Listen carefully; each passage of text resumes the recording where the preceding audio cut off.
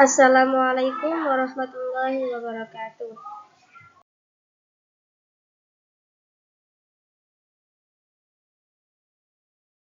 Lebih dahulu, nama saya Istifaroh dari kampus Institut Agama Islam Syarifuddin. Saya prodi PAI kelas 3C. Di sini saya akan menjelaskan tugas dari Dr. Ahmad Ikhwanul Muttaqin, mata kuliah model dan strategi belajar mengajar dengan tema perbedaan pendekatan, model, strategi, metode dan teknik pembelajaran dan serta contoh-contohnya. Selanjutnya yaitu terdapat 5 penjelasan yang saya akan jelaskan. Yang pertama, pendekatan pembelajaran.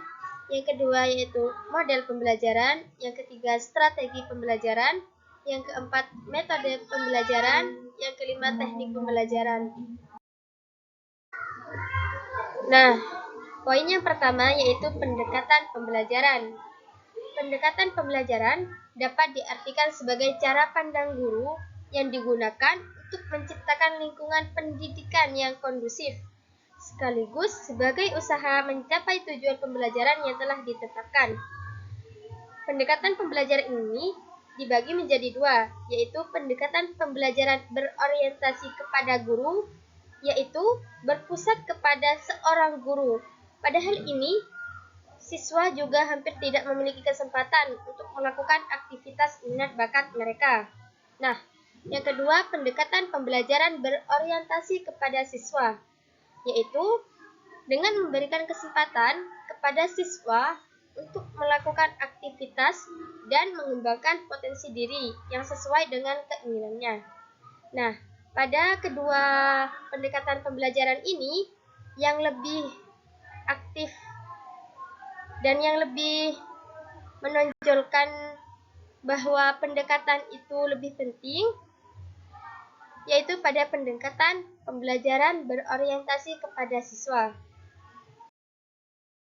Selanjutnya yaitu macam-macam pendekatan. Di sini terdapat 5 macam. Yang pertama, pendekatan konstekstual merupakan pendekatan pembelajaran di mana guru berinisiatif sendiri untuk mengembangkan pembelajaran dengan cara menghubungkannya dengan lingkungan sehari-hari siswa. Nah, yang kedua, pendekatan konstruktivisme lebih menekankan pada suatu proses pencapaian pengetahuan tersebut, bukan hasilnya.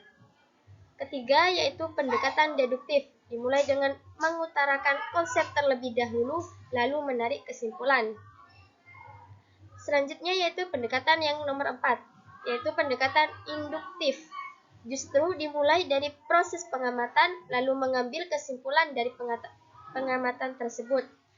Yang terakhir yaitu pendekatan saintifik, merupakan sebuah aktivitas pembelajaran yang disiapkan agar siswa tersebut aktif membangun keterampilan dan pengetahuan melalui kegiatan pengamatan, bertanya, bernalar, mengumpulkan data, meneliti, dan menyimpulkannya.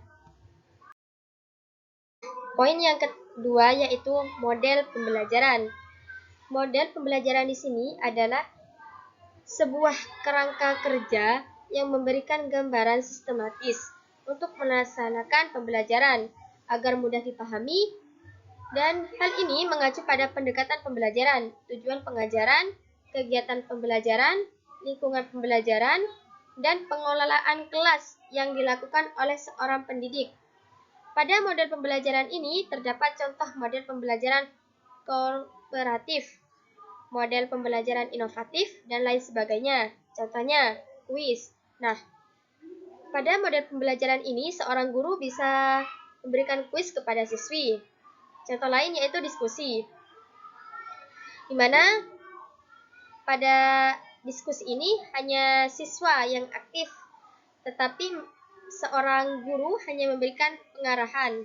Dan ya, contoh ketiga yaitu keterampilan, di mana seorang guru itu memberikan keterampilan kepada si siswa dan mengajarinya dengan penuh telaten.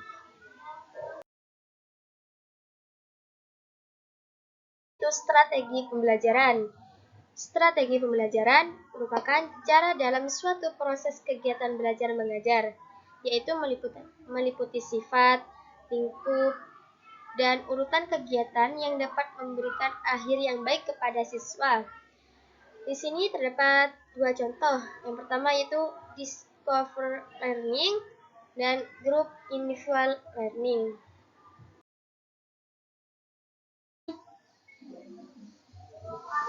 Contoh dari strategi pembelajaran yaitu discovery learning, yaitu sebuah pembelajaran di mana seorang guru tidak secara langsung memberikan sebuah materi pembelajaran di kelas.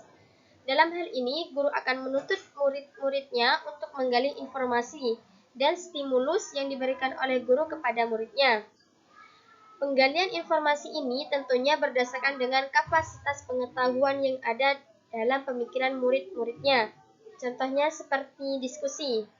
Nah, contoh strategi pembelajaran yang kedua yaitu group learning.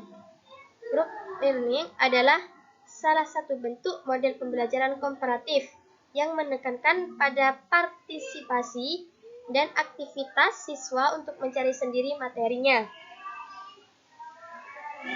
yang akan dipelajari melalui bahan-bahan yang tersedia, misalnya dari buku pelajaran atau siswa dapat mencari melalui internet, atau bisa juga dengan browsing.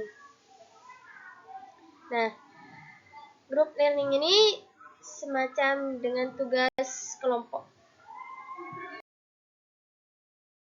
Pada poin keempat, metode pembelajaran.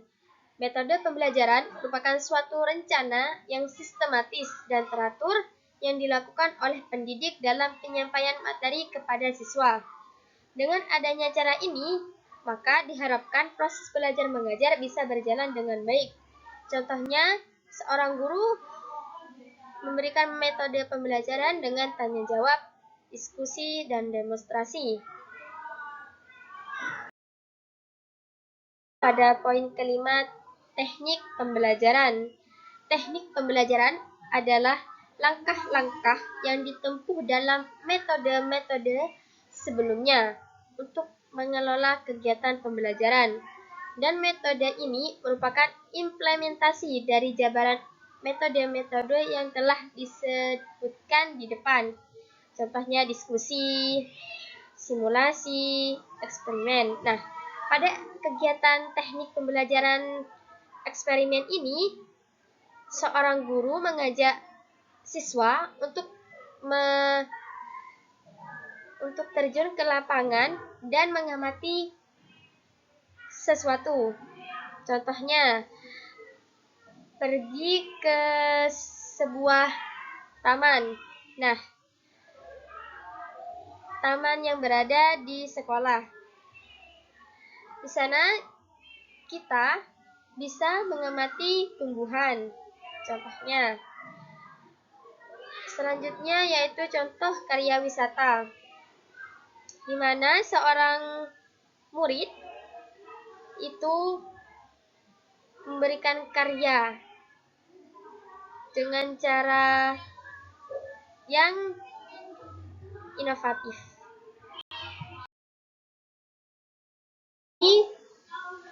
Terdapat perbedaan-perbedaan yang saya sebutkan di awal tadi. Yang pertama yaitu pendekatan pembelajaran. Cara pandang yang digunakan untuk menciptakan lingkungan pendidikan yang kondusif. Yang kedua yaitu model pembelajaran. Suatu bentuk kerangka kerja yang dibuat sistematis untuk melaksanakan pembelajaran agar mudah dipahami. Yang ketiga yaitu strategi pembelajaran, di mana strategi ini sebuah cara dalam suatu proses kegiatan belajar mengajar yang dapat memberikan akhir yang baik kepada si siswa. Yang keempat yaitu metode pembelajaran. Sebuah rencana yang sistematis, teratur, yang disusun secara benar yang dilakukan oleh pendidik dalam penyampaian materi kepada si siswa. Dan yang terakhir yaitu teknik pembelajaran, di mana merupakan langkah-langkah dan metode-metode sebelumnya untuk mengolah kegiatan pembelajaran. Sekian presentasi dari saya. Semoga bermanfaat. Apabila ada kesalahan kata, saya mohon maaf. Terima kasih. Wassalamualaikum warahmatullahi wabarakatuh.